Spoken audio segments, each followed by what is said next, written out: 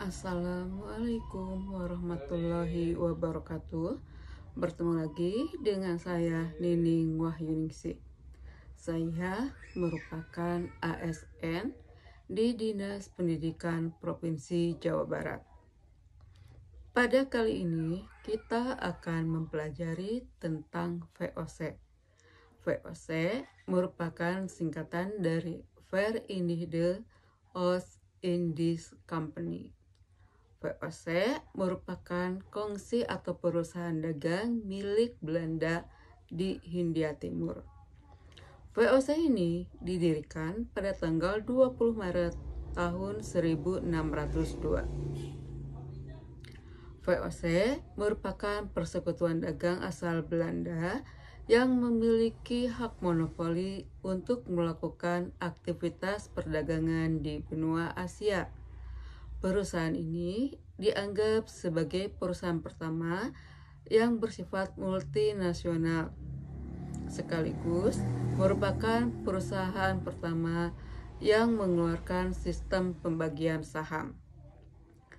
Meskipun sebenarnya VOC merupakan sebuah persekutuan dagang saja, tetapi badan dagang ini mendapat dukungan penuh dari negara dan diberi fasilitas-fasilitas sendiri yang istimewa. Misalnya, VOC memiliki tentara. VOC juga boleh melakukan negosiasi dengan negara-negara lain. Bisa dikatakan, VOC adalah negara dalam negara. Di kalangan orang Indonesia sendiri, VOC memiliki atau lebih dikenal dengan nama company atau company. Istilah ini diambil dari kata company dalam nama lengkap perusahaan dagang tersebut dalam bahasa Belanda. Tetapi rakyat Nusantara lebih mengenal VOC atau company sebagai tentara Belanda karena penindasannya dan pemerasan kepada rakyat Nusantara yang sama seperti tentara Belanda. Datangnya orang Eropa melalui jalur laut yang diawali oleh Vasco da Gama, yaitu pada tahun 1497 sampai 1498, berhasil berlayar dari Eropa ke India melalui Tanjung Harapan di ujung selatan Afrika. VOC memiliki tujuan untuk menghindari terjadinya persaingan dagang di antara pedagang Belanda dan untuk menyaingi persaingan dagang dengan bangsa Portugis dan Spanyol yang lebih dulu tiba di Indonesia. Dalam melaksanakan kekuasaannya di Indonesia, VOC memiliki hak istimewa yang disebut dengan hak oktroy, yaitu 1. Hak untuk memonopoli perdagangan dan berlayar di wilayah sebelah timur Tanjung Harapan dan sebelah barat Selat Magelang, serta menguasai perdagangan untuk kepentingan sendiri.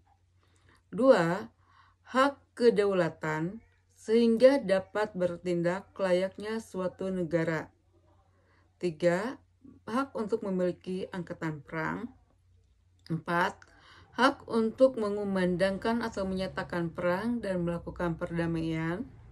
5. Hak untuk merebut dan menduduki daerah-daerah asing di luar negara Belanda. 6. Hak untuk memiliki atau memerintah di daerah-daerah tersebut.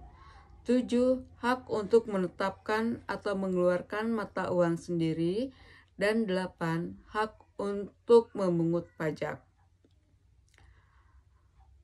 Pada akhirnya, VOC mengalami kebangkrutan. Awal dari kebangkrutan VOC ini terjadi karena 1. Banyaknya pegawai VOC yang melakukan korupsi dan melakukan kecurangan. 2. Banyak pengeluaran untuk biaya peperangan, contohnya perang untuk melawan Hasanuddin di Goa. Kemudian, banyaknya gaji yang harus dibayar Karena kekuasaan yang luas membutuhkan pegawai yang banyak, kemudian pembayaran dividen atau keuntungan bagi pemegang saham turut memberatkan setelah VOC mengalami kekurangan pemasukan. Bertambahnya saingan dagang di Asia, terutama dengan bangsa Inggris dan Prancis. Kemudian yang terakhir yaitu perubahan politik di Belanda dengan berdirinya Republik Batavia pada tahun 1795 yang demokratis dan liberal yang mengajukan perdagangan bebas. Dan akhirnya pada tanggal 31 Desember tahun 1799 VOC dibubarkan. Terima kasih. Wassalamualaikum warahmatullahi wabarakatuh.